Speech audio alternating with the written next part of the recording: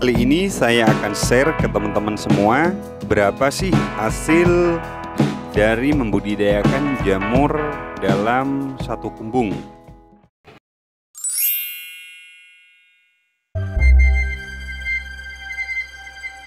Nah, di sini kumbung yang saya ini kondisinya dirusak sama tikus seperti ini ya. Ini bener-bener acak-acakan dan benar-benar dihancur. Teman-teman bisa diperhatikan seperti ini.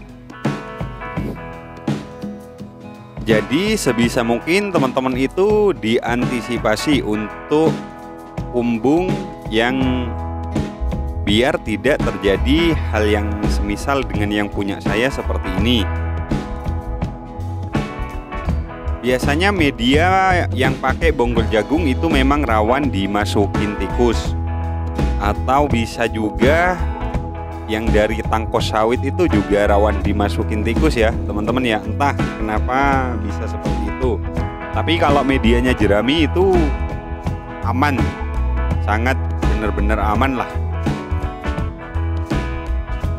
Jadi ketika udah bonggol jagung dirusak seperti ini sama tikus, itu akan banyak jamur yang patah atau banyak jamur yang mati ya, akibat tertimbun dengan tumpukan bonggol jagung yang diguruk ya sama seekor tikus. Dan masalah untuk hasil panen jamur dari awal panen sampai jamur itu benar-benar habis, itu sebetulnya mampu memproduksi berapa kilogram jamur. Mungkin hal yang seperti itu gak sempat terbayangkan di benak teman-teman semua. Kali ini saya akan membahas hal yang seperti itu supaya teman-teman itu bisa punya pemahaman bahwasanya ketika teman-teman buat itu nggak hanya asal menjadi jamur, juga harus benar-benar bisa memaksimalkan jamur supaya membudidayakan jamur ini biar nampak jelas untuk keuntungannya ya.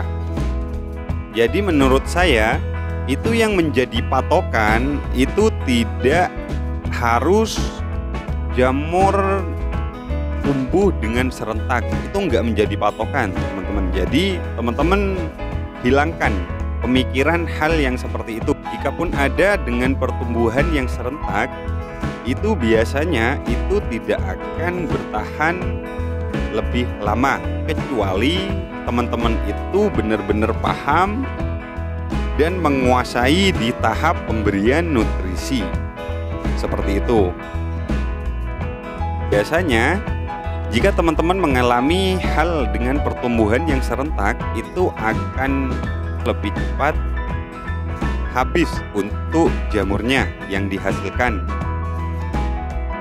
Nah, apakah hal yang seperti itu memang terjadi secara kebetulan? Sebetulnya tidak, teman-teman. Jadi jika teman-teman udah mengalami pertumbuhan jamur yang serentak, itu teman-teman benar-benar dikuasai, jangan dirubah untuk cara buatnya.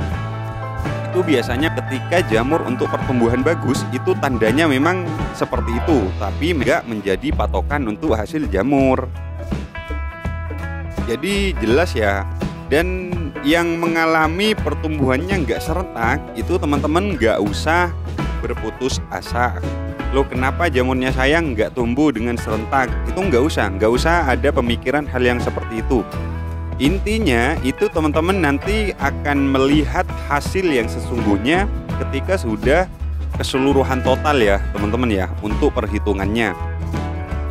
Intinya di setiap satu kumbung jamur itu dengan panjang 5 meter yang kayak punya saya, dengan lebar setengah meter, ada yang 70 cm, itu setidaknya mampu memproduksi jamur kisaran angka 40 kilo sampai dengan 50 kg. Intinya yang menjadi patokan itu hasil akhirnya. Jadi ketika sudah yang menjadi patokan untuk hasil akhirnya seperti itu, teman-teman belum sampai di angka yang seperti yang saya terangkan seperti ini, berarti teman-teman ada yang salah dan keliru dalam pembuatan jamur bonggol jagungnya. Jadi teman-teman benar-benar dikoreksi kembali dan diperbaiki sampai benar-benar teman-teman itu menghasilkan hasil jamur yang sesuai yang saya jelaskan seperti ini ya. Jadi letaknya seperti itu. Jadi poinnya terletak pada keseluruhan hasil panennya ya teman-teman ya.